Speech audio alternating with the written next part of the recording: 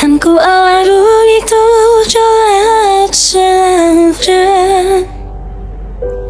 kan ku daki gunung dari nelayan. Apapun kan ku lakukan untuk dirimu sayang, oh penjaga hatiku.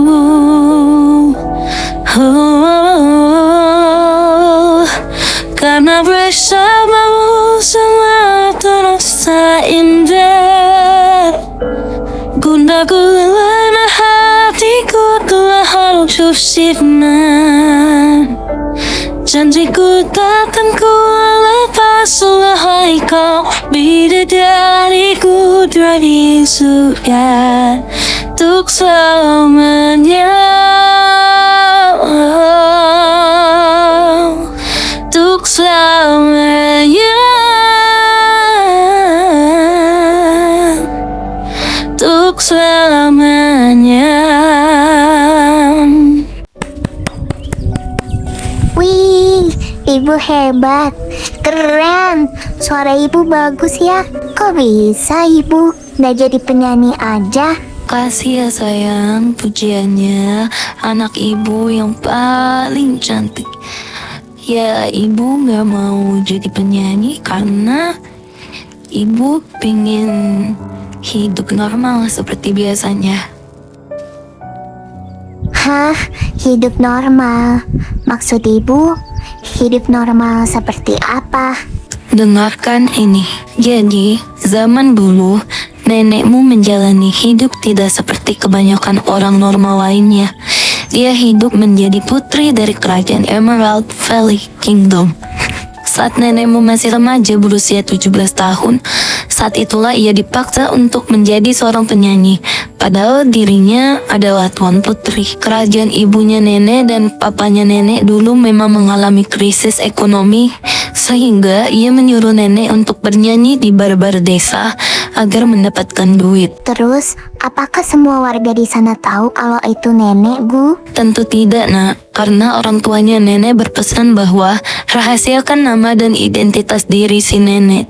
Terus, Bu, gimana kelanjutannya? Bergetar hatiku saat ku berkenalan dengannya. Di dalam hati telah menjelma cinta, dan bawalah daku selalu dalam mimpimu. Bila kamu serta hidupku, engkau adaiku kini juga nanti, harapan di hatiku.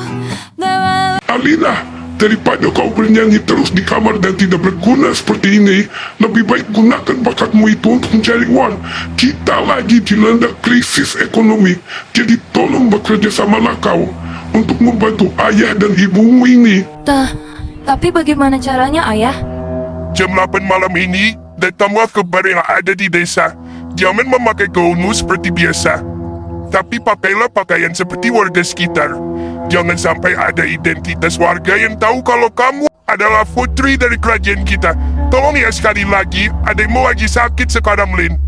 Sedangkan ayah mengurus petak makan dan hal lainnya untuk warga kita. Kemudian ibumu merawat adikmu yang kini sedang sakit. Jadi ayah mohon, jadilah penyanyi untuk memanfaatkan bakatmu demi mencari uang untuk keluarga kita. Mengerti kamu, Lin? Ya, baik ayah. Hidup bagaikan pesawat kertas, terbang dan pergi, membawa impian.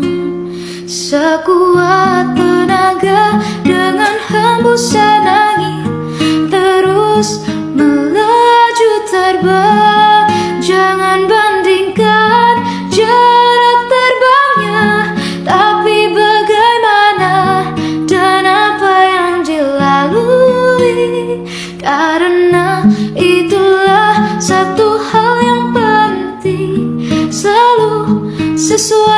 rasa hati Sambyakuro Jubonichi.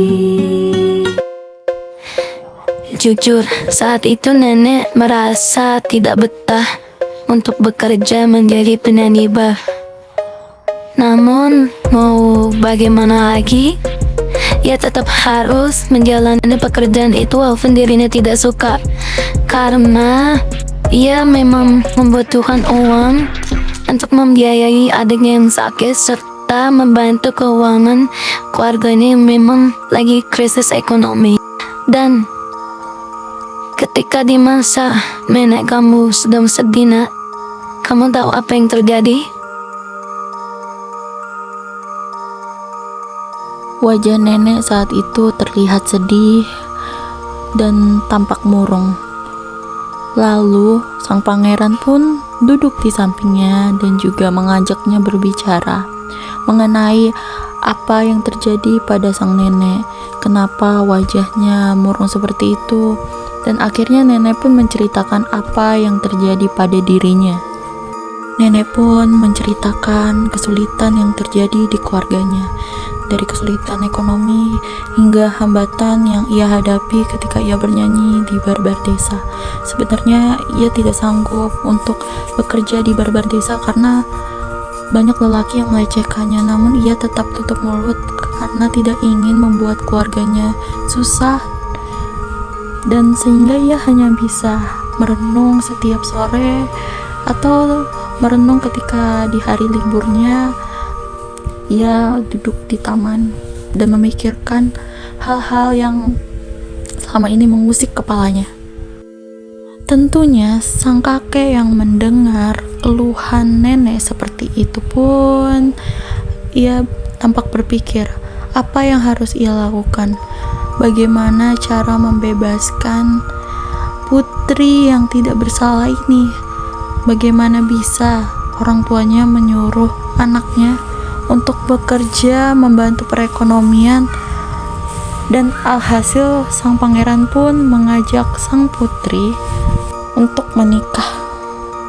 Tentu saja nenek saat itu sangat terkejut mendengar penuturan kakek yang mengajaknya menikah secara tiba-tiba, dan tentunya kakek berkata bahwa ia ingin mengajak kabur sang nenek agar kedua kerajaan, yaitu kerajaan sang kakek dan kerajaan sang nenek, itu tidak mengetahui pernikahan mereka. Sang kakek juga telah lelah harus bekerja di bawah tekanan ayahnya dan memaksanya untuk menjodohkan ke sana kemari, dan mereka pun memutuskan untuk kabur dari tempat kerajaan sang nenek.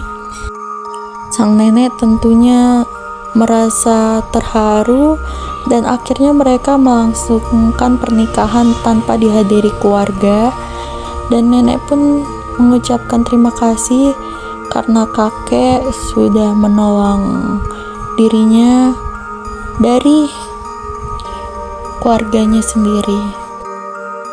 Dan ibu dan anak itu kini menyelesaikan ceritanya, dan anak terkejut bahwa dirinya merupakan keturunan anggota kerajaan, yaitu pertemuan yang tidak disengaja oleh kakek dan neneknya.